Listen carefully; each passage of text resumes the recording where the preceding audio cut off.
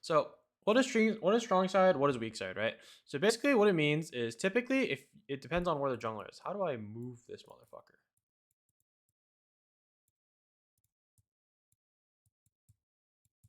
Okay, what is this one? So strong side, weak side is basically depending on what your jungler is planning to do, okay? So let's say that you are this bot lane, right? If you are playing something scaling, like you're playing Jinx Lulu, and the enemy bot lane is playing something similar, and they're or let's say they're playing something strong, right? They're playing something like Lucian Nami, okay? So in this case, what a jungler should do in these situations is typically they want to play to a strong side lane, right? Strong side is a lane that has a lot of carry potential and it has a lot of gank pressure for the jungler that's pathing up there. So again, let's say that you are going to be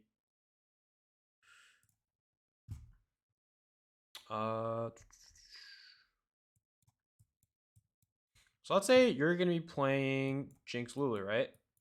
So Jinx L, so like JL. They're playing Lucian Nami. So Lucian Nami. They're obviously going to be the stronger side, right?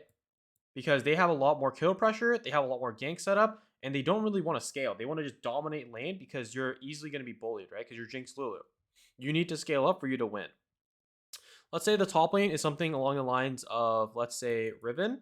Your top lane is going to be Riven, and the enemy top lane is going to be something that's going to be, let's say, who's a pretty weak top laner? I just wants to scale up. Yeah, let's go with Irelia. So this is going to be a Riven versus Irelia, right? So this lane matchup is very volatile. Whoever gets the first gank or whoever gets first blood in this matchup is going to run the rest of the game. That's usually how it's going to work. So keeping in mind this matchup, your jungler, if you're blue side here, wants to path upwards. Why? Because as we just discussed, we know that this is going to be a very volatile matchup. The jungler wants to continuously path upwards into this lane. Basically, strong side, weak side is basically telling you where your jungler wants to consistently go when they start clearing their jungle from where they start. So in this case, if your jungler understands that they want to gank this side, and this is also a volatile matchup, now this jungler who has two strong lanes, because Irelia, if she gets a lead, she can dominate the Riven, and their ball lane is actually really, really strong. So this jungler now has to decide, do I want to path towards, is it true if it's a ganking or farming jungler? This is pretty much true whether it's a gank or farming jungler. Because whether it's a ganking jungler, it just means that they skip camps or not. Farming junglers typically mean that they're just going to hard push, or not hard push, full clear their jungle over and over and over. But the thing about farming junglers is, even though they're full clearing their jungle, it still means they're still going a relative path into a lane, right? So if they're trying to do whole 6 camps and full clear their jungler and they're still pathing up here to defend their top laner, what happens here is when their top laner is under turret and your top laner is pushing up, yes, this can pretty much turn into a dive, but guess what? It's not going to be a 2v1 dive. Because while this jungle is full clearing all the way up, when that dive is pretty much set and ready, this full clear jungle, let's say it's going to be like Fiddlestick, is still going to be right here, ready to counter gank. Like that, the theory of jungle is really, really insane because like there's so many variables that a jungler can do, right? It's why understanding jungle makes the game really easy, because if you can outpath and like understand the jungle role really, really well, you can pretty much win the game solo on your own.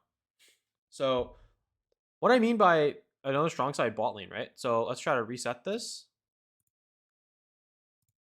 Do you want to reset? Yes, I want to reset. Whatever.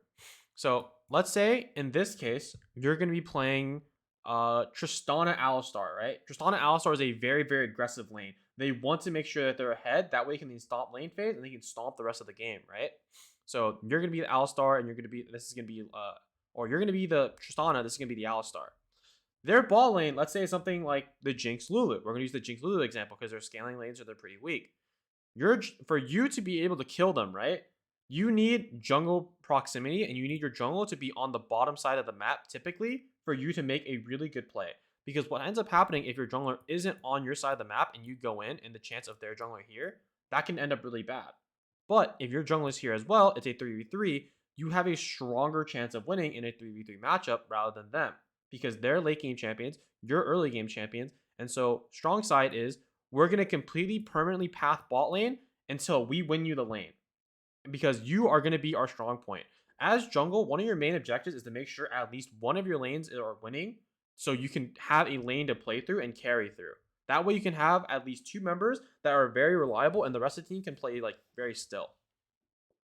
What does it mean to play weak side? Playing weak side pretty much means that you're just going to be playing safe almost the entire game, trying to avoid dying to any jungle game. Why? Because it means that their jungle is constantly going to go up here and your jungler is going to go down here. So as this Riven versus Irelia matchup, if she understands that she's going to be weak side in this bot matchup or in this like map, this like whole comp matchup, she has to take as little trades as possible to be at high HP. So when a dive potentially happens and the jungler is here, she has the opportunity to outplay. Throughout this entire game, there will never be a time, unless the jungler is just coming out of base, for him to look for a play top.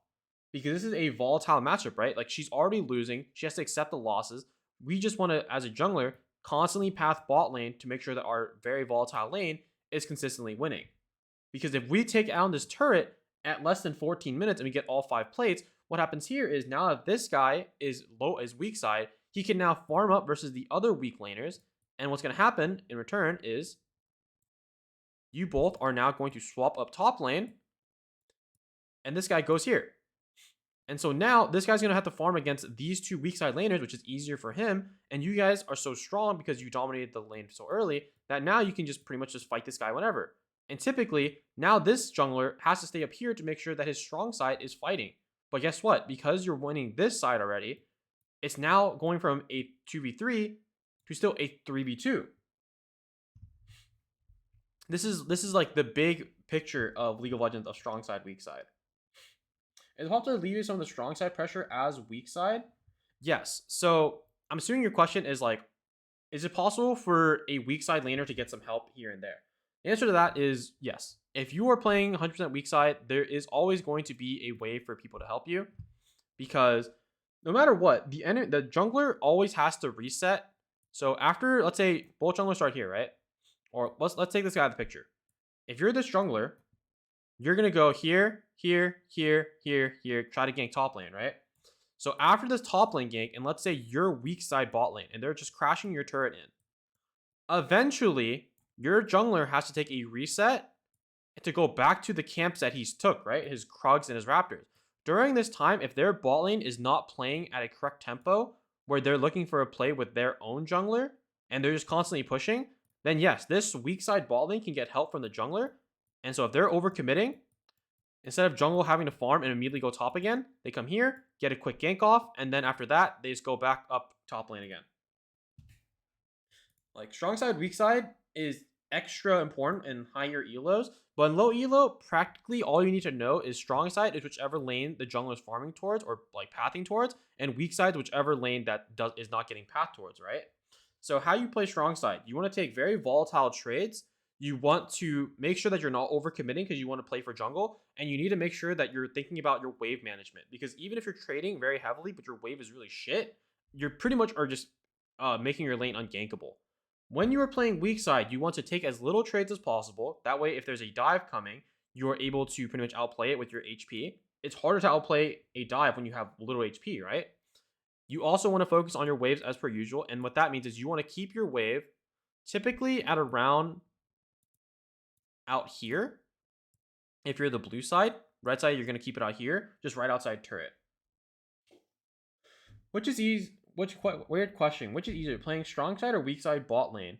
I think it's easier to play weak side simply because you're pretty much just playing off mistakes.